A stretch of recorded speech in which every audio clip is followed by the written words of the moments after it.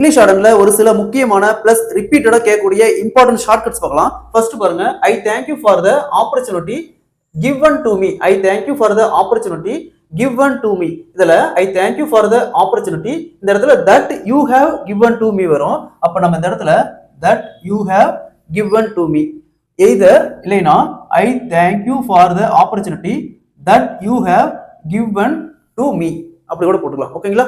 அடுத்தது all parts of the country, கண்ட்ரிக்கு C C போட்டு அப்படியே சர்க்கிள் போட்டா all parts of the country. இதுவே ஆல் பார்ட்ஸ் ஆஃப் த வேர்ல்டுன்னு இருந்துச்சுன்னா டபிள்யூ போட்டு அப்படியே சர்க்கிள். ஓகேங்களா?